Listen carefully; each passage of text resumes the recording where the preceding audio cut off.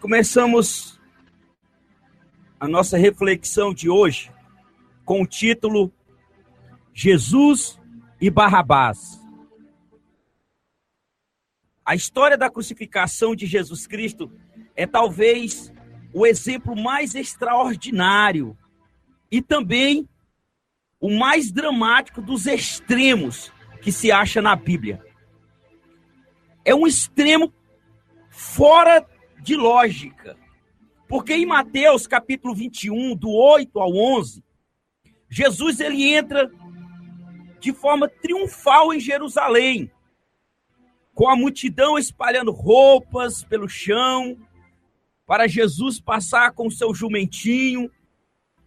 As pessoas espontaneamente, com alegria de coração, com seus ramos, eles saudavam a Jesus, colocavam para que servisse de tapete para o rei entrar na cidade, cumprindo-se então a profecia que ele entraria como rei na cidade de Jerusalém. E todos diziam: bendito é o rei que vem em nome do Senhor. Paz nos céus e glória nas maiores alturas. Isso está escrito em Lucas capítulo 19, do 37 ao 38. Que recepção alegre! Jesus era glorificado. Lá em João 12:16 diz isso. Este era um momento especial. A entrada triunfal, o dia da glória. Por que que a história da crucificação de Jesus, ela se tornou então um dos maiores contrastes de extremos que nós podemos ver? Porque uma semana antes, esse povo estava glorificando ao Senhor. Esse povo estava bendizendo ao Senhor, palavras que vinham de inspiração do Espírito de Deus. Bendito é o Rei que vem em nome do Senhor. Paz no céu e glória nas maiores alturas. Alegria, festejando, bendizendo, acreditando. Esse é o Messias, esse é o Messias. Esse era aquele que nós esperávamos. Esse é aquele que os profetas anunciaram. Sim, esse é o Messias, o Filho de Deus. Nos alegramos nele, nos regozijamos nele. Que momento de êxtase! Jesus, então, entra em Jerusalém sendo saudado como um rei, cumprindo-se a profecia. Mas uma semana depois, entra então esse contraste extremo. Uma semana depois, a multidão foi incitada pelos sacerdotes para crucificarem seu Senhor e Rei. Esta multidão que aplaudiam a Jesus, que bendiziam o nome de Jesus, agora elas são incitadas pelos sacerdotes, aqueles homens escolhidos, que tinham como ofício ministrar Deus ao coração do povo. Incita essa multidão que estavam regozijando com a esperança do Messias a crucificar esse próprio Jesus que eles estavam reconhecendo como Messias. Esses sacerdotes, esses que se diziam donos da verdade, protetores das coisas de Deus, então, para defender a lei, para defender a Torá, para defender os seus dogmas e tradições, eles incitam uma multidão que estavam felizes com Jesus, ao crucificarem, ao condenarem digno de morte. E hoje nós ficamos frustrados quando aqueles que tentam ensinar acham-se presos pelas tradições dos seus pais. Pessoas que estão cheias de tradições, cheias de dogmas, doutrinas, e eles mesmos não sabem o porquê que agem assim ou vivem assim.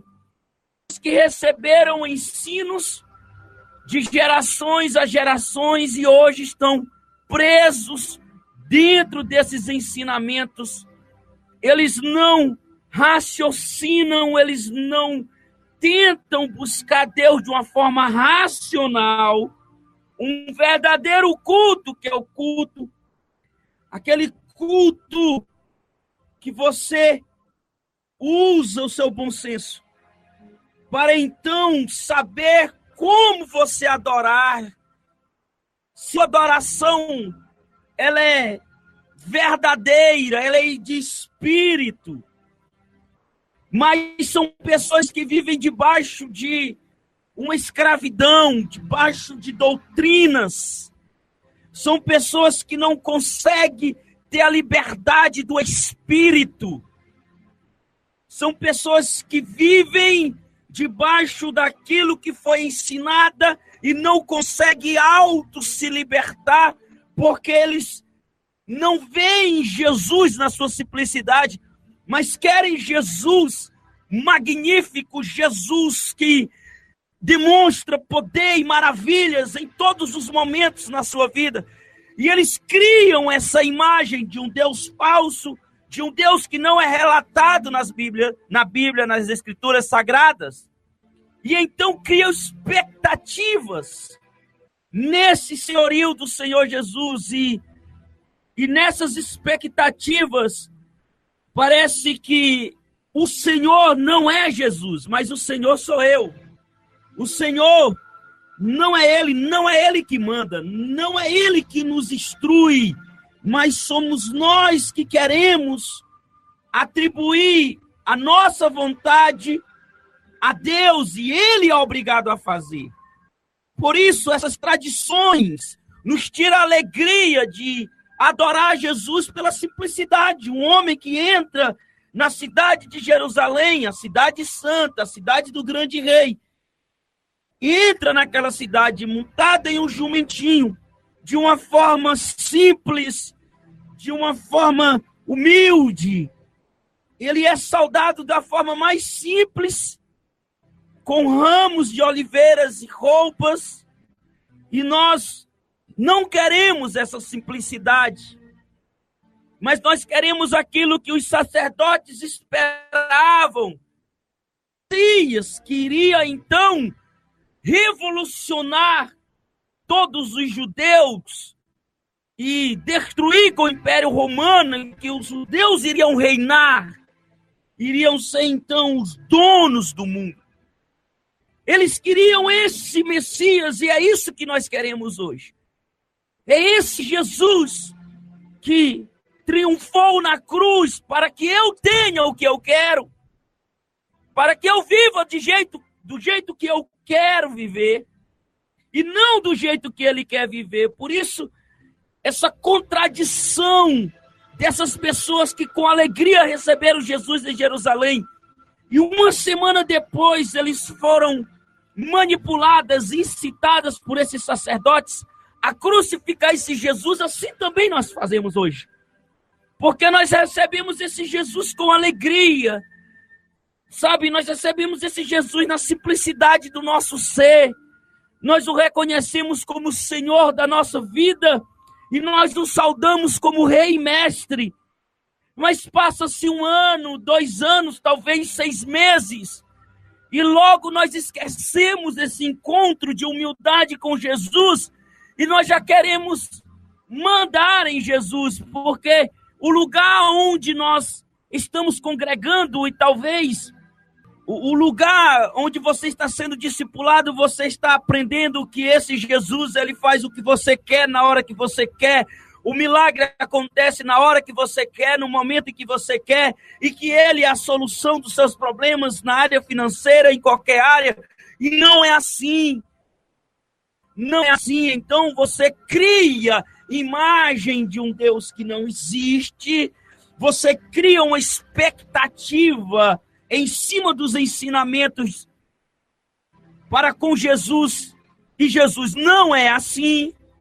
Então você acaba vivendo uma fantasia e aquilo que era alegria no seu coração passa então a ser um fardo. e você volta a crucificar o Filho de Deus, porque no dia em que as coisas não estão bem, você o rejeita, ou você acha que ele não existe, que ele não te ama, e toda a graça de Jesus para te redimir do pecado, para te tirar da escravidão, daquele mundo de trevas, parece que já não é uma realidade na tua vida, porque aquilo que você queria é muito maior do que aquilo que Cristo fez por você. E você volta a crucificar a Jesus novamente. Nós voltamos a crucificar Jesus novamente. Por quê? Porque nós sempre estamos à busca daquilo que é melhor para nós. Por que que os sacerdotes incitaram a multidão a crucificar a Jesus? Pelo simples fato que o seu cargo, que a sua posição estava sendo ameaçada. Jesus estava ensinando um novo, e esse ensinamento estava agradando a muitos, e muitos diziam, ele ensina como ter autoridade, e não como os fariseus. Ele ensina com autoridade que é superior, e é um ensino superior. Então os sacerdotes, se achando ameaçados da sua posição, eles incitam essa multidão que aceitaram Jesus com alegria ao crucificar. E nós aprendemos, queridos, que essas tradições que nós recebemos, tanto dos nossos pais, porque eles são errados, essas tradições que nós recebemos dentro das igrejas, essas doutrinas que não tem nada a ver com Deus, que não tem nada a ver com o projeto de Deus para nossas vidas, elas nos frustram naquilo em que nós criamos na expectativa da nossa nova caminhada em Cristo, porque muitos são atraídos ao Evangelho e à pessoa de Jesus Cristo, não pelo que ele é, mas pelo aquilo que ele tem a oferecer. E é interessante, amados, que todas as vezes que nós somos atraídos a Jesus por uma conveniência e não por causa da salvação e por aquilo que Jesus fez, morrendo na cruz e ressuscitando e nos tirando do império das trevas e nos amando, sendo nós pobres, pecadores, esse amor de Jesus que vem, que nos leva à compreensão máxima de quem ele é, às vezes ele se perde, porque são criadas muitas expectativas, muitas promessas falsas. É uma ideologia totalmente errônea daquilo que Jesus nos ensina. E nós acabamos tendo, então, uma prática igual a esse povo lá em Jerusalém, quando eles recebem o rei com alegria e logo depois eles seguem o conselho dos sacerdotes. A natureza humana, ela continua a mesma. Naquele dia terrível, no qual a multidão frenética virou contra Jesus e gritava, crucifica-o, crucifica-o. A nossa natureza continua a mesma. Quando nós vamos às igrejas e lá nós queremos, de qualquer forma, um milagre. É como se nós dissermos, crucifica-o, crucifica-o. Nós não aceitamos esse amor pelo simples fato de ele nos amar. Nós queremos fazer. Nós queremos mostrar que nós somos merecedores do seu amor. Dessa forma, nós estamos expressando crucifica-o, crucifica-o, crucifica-o. Queridos, vemos em Pilato essa oscilação de emoções e essa mesma conduta extrema. Ele queria soltar Jesus, está registrado em Lucas, capítulo 23, 20. Pilatos, Até teve o impulso emocional da esposa, que reconheceu que Jesus era justo e disse ao marido que não se envolvesse nesse problema, não se envolva nisso.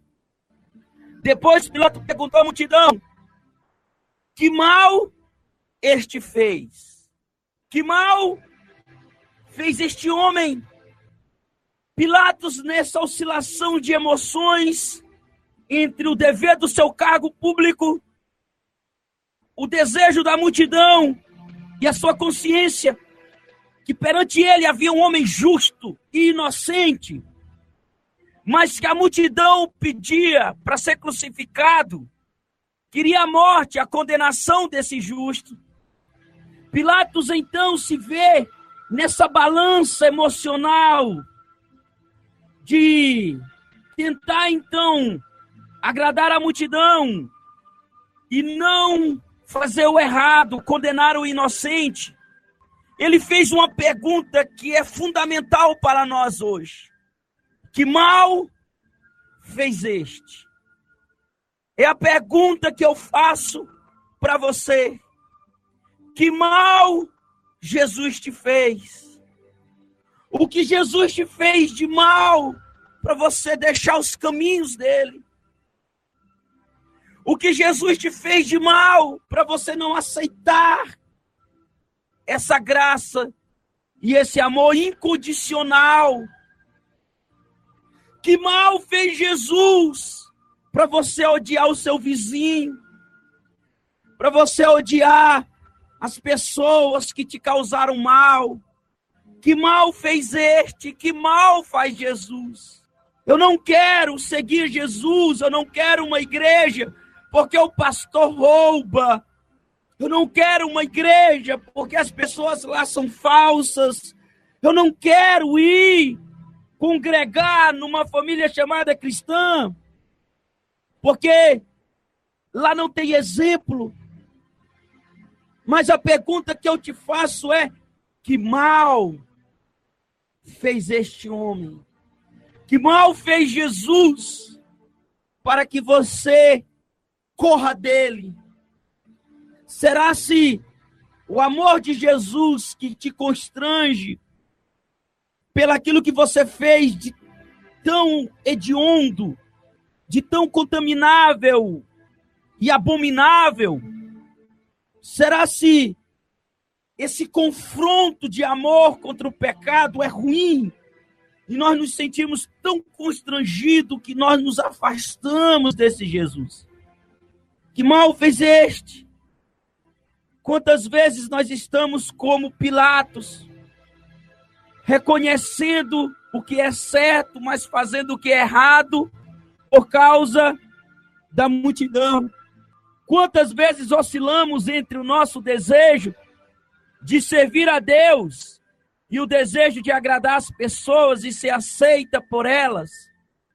Quantas vezes, querido, no seu relacionamento, no seu namoro cristão, você fica oscilando entre agradar a vontade do Pai, a vontade de Deus, e fazer os desejos e realizar os desejos do seu namorado, da sua namorada?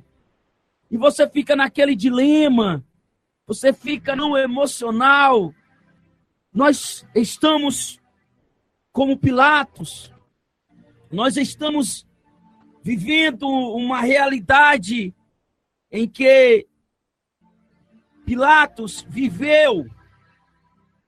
Ele tinha na sua frente um homem justo, mas ao mesmo tempo Pilatos vinha sobre ele um peso e uma carga, porque ele era o governador.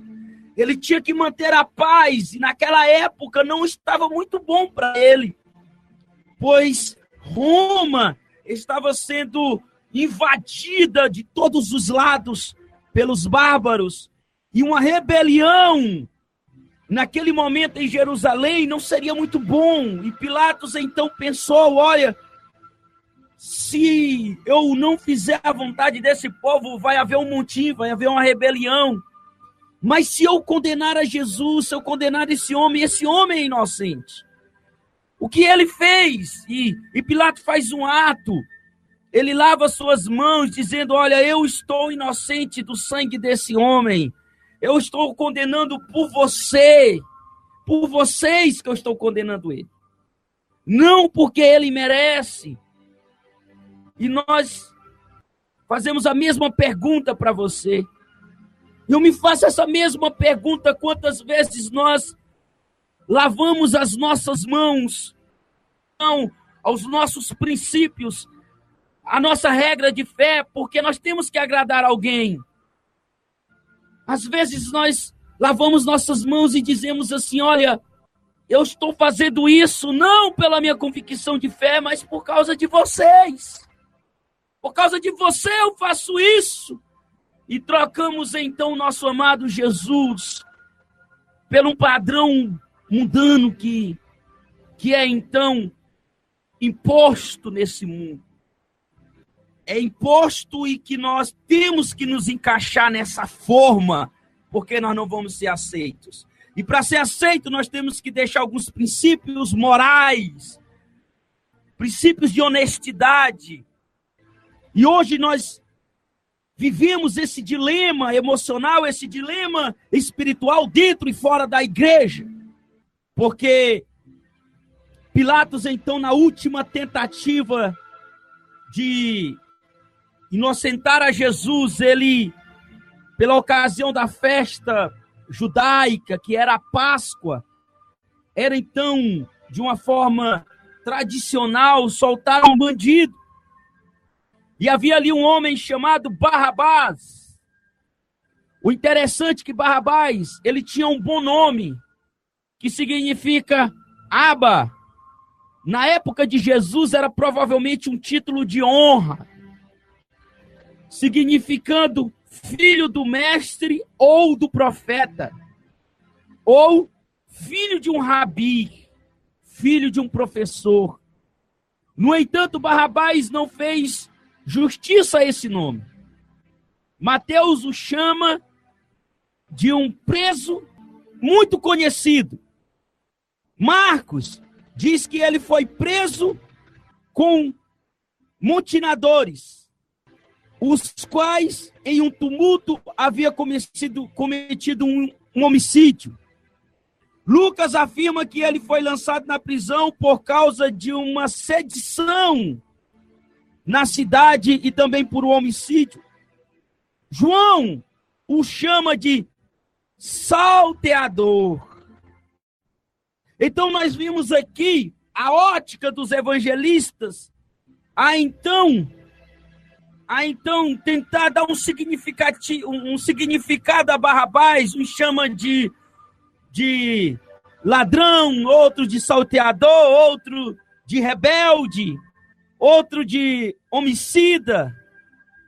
Mas não tinha nada a ver com esse nome, porque nós aprendemos que os judeus, ao dar um nome ao seu filho, há todo um significado, há todo uma busca.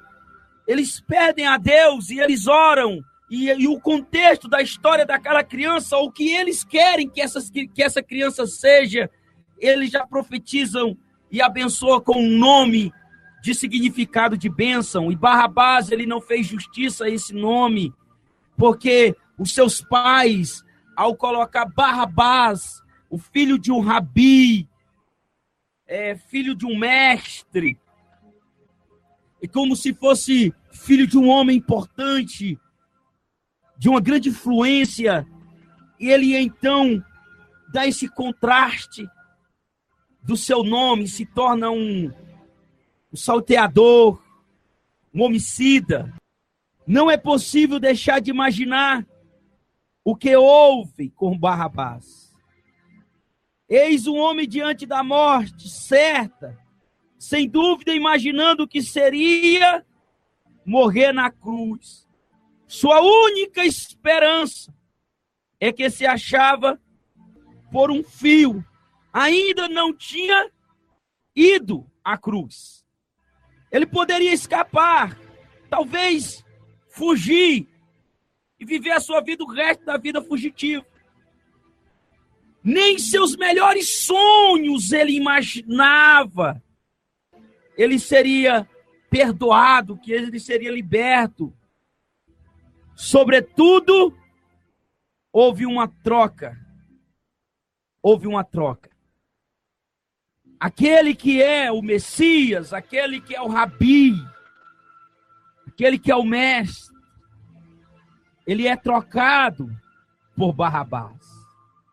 Que mal fez este homem? Pilatos perguntou à multidão e eles não souberam responder, simplesmente crucificam, crucificam e crucificam. A mesma pergunta poderia ter sido feita a Pilatos, a Barrabás, por Pilatos. Que mal fez este homem? Ele matou alguém. Ele se rebelou na cidade. Ele é o feitor, ele é o salteador. Características ruins de Barrabás. Mas de Jesus não. E hoje nós somos caracterizados como Barrabás. E o que aconteceu naquele dia, quando ocorreu o inimaginável, foi o que ele fez. Pilatos, quando ele oferece Barrabás à multidão, e a multidão então diz: solte Barrabás. Solte o salteador, nós merecemos salteadores. Solte o homicida. Nós merecemos homicidas. Solte o rebelde. Nós não merecemos o amor. Nós não merecemos o cuidado. Nós não merecemos a paz que esse Jesus pode dar. Solte Barrabás. E assim hoje nós temos essas escolhas aí. Fazemos essas escolhas. Não, Senhor. Eu não quero os princípios que o Senhor me ensinou. Eu quero viver de uma forma como eu quero. Eu quero viver assim. Eu quero viver livre para fazer o que eu quero. E o que eu quero, às vezes, é um homicídio. Matando as pessoas com palavras. Palavras ásperas. Palavras chulas. Palavras de maldição contra a vida de outras pessoas. Queremos viver assim. Não queremos viver a inocência do Filho de Deus. Viver sobre o cuidado do Filho de Deus.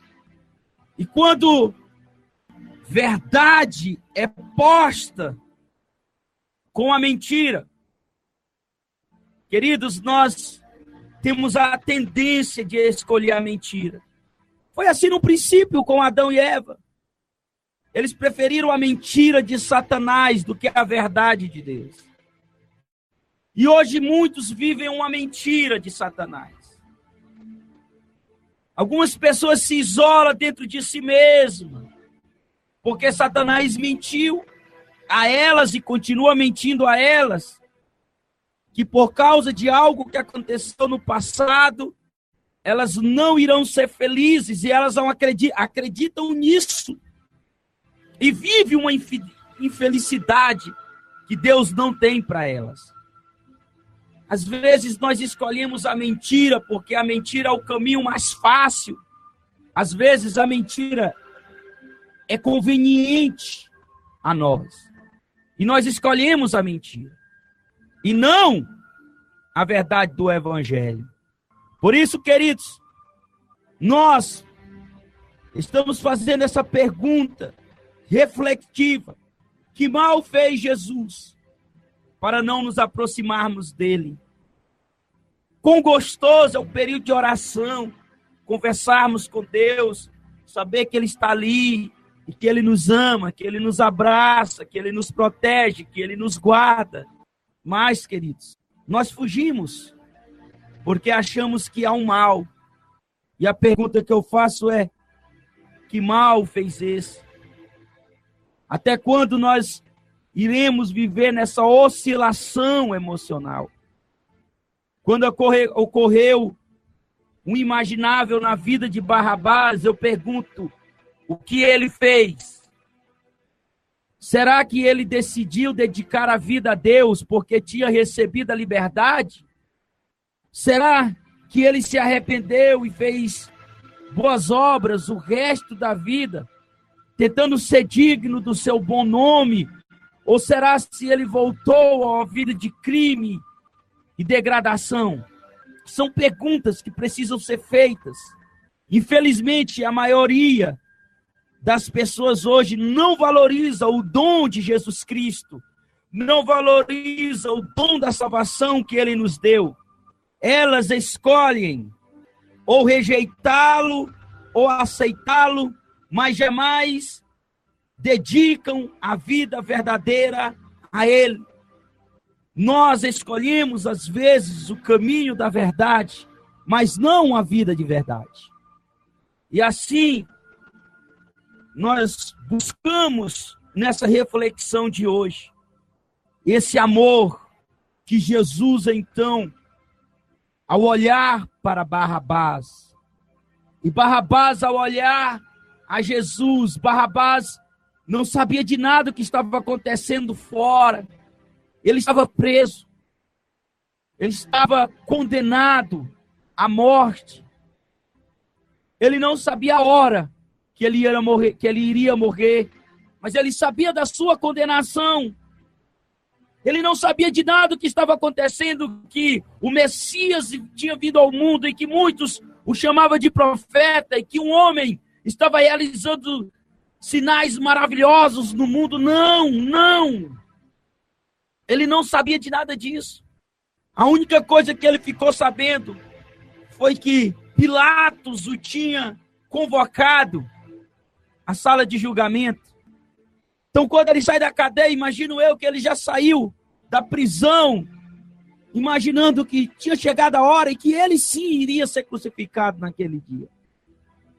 Mas quando ele chega ali, ele se depara com um homem simples, de vestes simples, com a capa vermelha sobre si, que os soldados o colocaram, todo dilacerado, mais de 40 chicotadas, com pontas de osso, que rasgaram a sua carne, talvez os olhos inchados, porque ele foi espancado pelos soldados. A Bíblia relata que os soldados batiam com a cana na cabeça de Jesus. Colocaram até uma coroa de espinho, enfurou as suas frontes e o sangue desceu. Então Jesus estava asanguentado, com os olhos inchados, com a capa vermelha grudada em si por causa do sangue. Não tinha figura, ele não tinha aparência nenhuma, mas quando Barrabás ele vê Jesus, quando Barrabás ele tem a primeira impressão de Jesus, ao olhar Jesus, ele pode ter imaginado, esse homem é pior do que eu. Olha o que fizeram com este homem. Esse homem é pior do que eu. Olha o ódio que esse povo está tendo dele. Estão me libertando, estão me perdoando e condenando esse homem, esse moribundo. E assim, nós olhamos a Jesus como Jesus condenado, como Jesus dilacerado, moribundo, apático, imóvel. E dentro do nosso coração, nós o negamos com as nossas atitudes, com os nossos atos. O título da nossa mensagem é Você e Barrabás. Eu e Barrabás temos alguma diferença? Sabe qual é? O ponto de igualdade, o senso comum entre nós e Barrabás é que nós somos criminosos. Nós matamos outras pessoas com palavras e ações. Nós nos alimentamos dignamente, enquanto muitos comem o lixo. Nosso ponto em comum, denominador comum com Barrabás, é que nós somos condenados a uma morte, porque nós merecemos, porque nós causamos muitos males às pessoas e a nós mesmos, porque há um mal dentro de nós, e nós somos condenados a uma morte. O denominador comum entre nós e Barrabás, nós praticamos sempre aquilo que é mal. Mas o que eu mais me surpreendo nesse grande contraste de pessoas que adoram a Jesus uma semana e na outra o crucifica, esse maior contraste de pessoas que, como Pilatos, eles trocam o certo pelo errado apenas para agradar os homens e não agradar a Deus, porque não estão dispostos a viver o prejuízo, porque não estão dispostos a serem subjugados à pressão do mundo, porque não querem deixar o seu orgulho de posição. Não querem viver a simplicidade do evangelho, mas querem viver a nostalgia e a exaltação do evangelho.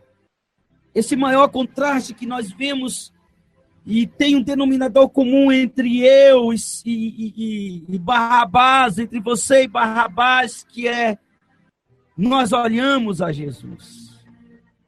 Como você olha Jesus? Como você vê Jesus? Se você já o experimentou, talvez você o conheça de internet, de versículos da Bíblia que é colocado em outdoors.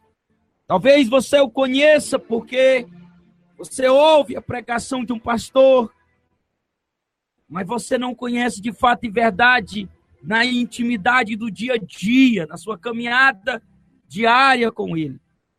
E como você olha Jesus? Você olha Ele um ser pior do que você? Não, pastor, você está doido? Como que eu vou olhar Jesus um ser pior do que eu?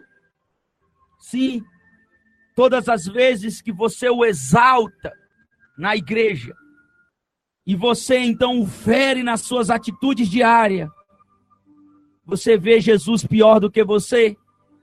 Sabe por quê? Porque Ele é o teu Senhor, você é o súdito, você é representante dEle, você é então embaixador de Jesus. E quando você vai representar Ele na sociedade, você diz que aquele que você representa é igual às suas atitudes para as outras pessoas. Por isso você diz que Jesus é pior do que você. Mas eu pergunto, que mal te fez Ele? Que mal te fez Ele? E nós então chegamos ao ápice do denominador comum entre nós e Barrabás, entre nós e aquele homem que estava sendo condenado naquele dia. Sabe por quê? Porque naquele dia, quando ele ouviu a mensagem do carcereiro que ele estava sendo convocado à sala de julgamento, ele foi sem nenhuma esperança, porque ele tinha causado uma rebelião na cidade, uma rebelião de um estrangeiro dentro dos domínios de Roma. Era a morte eterna, era a morte certa. E ele vai naquela convicção de morte, mas ele se depara com a vida.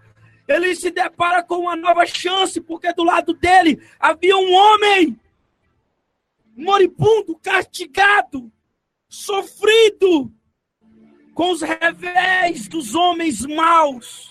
Toda a condenação que era dele, Barrabás, estava sobre aquele homem. E ele não cometeu mal algum.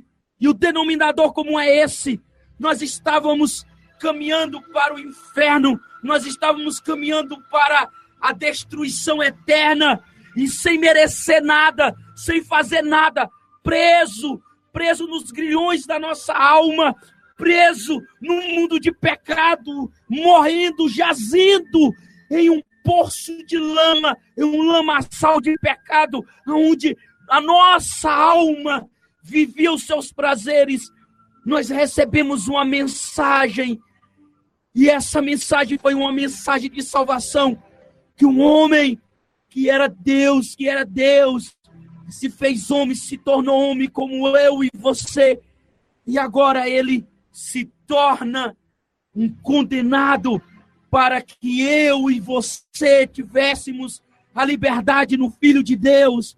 O denominador comum é esse.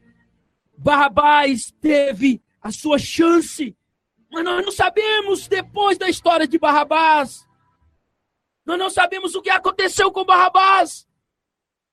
Se ele aproveitou a sua liberdade para viver à luz do Evangelho de Cristo, saber quem era aquele homem, ir atrás da verdade daquele homem, se converter pelo anúncio das boas novas que era o Evangelho, ou se ele continua a sua vida de crime. Mas você sabe hoje qual é a sua história. Você sabe como que é o seu procedimento daqui para frente. Você agora sabe, querido. Você tem esse poder de escolha. Você teve esse encontro com Cristo. Um encontro imerecedor. E nesse encontro, você foi amado sem merecer. E Jesus olha para Barrabás, ainda com as correntes, e ele o ama. No seu coração ele diz: vá, homicida. Vá, salteador. Vá, rebelde. Deixa comigo os teus crimes. Deixa comigo a tua condenação, que eu vou levar ao Pai. E por mim, te darei vida. Vá, seja feliz. Como que está sendo a sua nova história? Como que está sendo o seu progresso no Evangelho? Como que está sendo a sua caminhada após esse encontro magnífico com Jesus? Como que está sendo? Que você possa fazer essa autorreflexão. Que você possa viver a plenitude do Evangelho de Cristo. E que a cada dia você possa saber que Ele continua te amando da mesma forma que Ele te amou. Que Ele continua te amando. Ele continua te amando. E se possível fosse, de novo. Na verdade, Deus escreveu uma história e essa história não foi apagada. Por mais que você tentasse, por mais que você tentou anular essa história, Ele não anulou a história dele para você. E a partir desse encontro que você tem com Ele na intimidade, na verdade, fora da religião, mas vivendo a plenitude do Evangelho de Cristo, essa história de Jesus, essa história de Deus para a tua vida, volta a ser verdade. Você vive a liberdade do Filho de Deus. Deus tenha misericórdia das nossas vidas e nos abençoe sempre. Em nome do Senhor Jesus, Senhor Jesus, Senhor Jesus.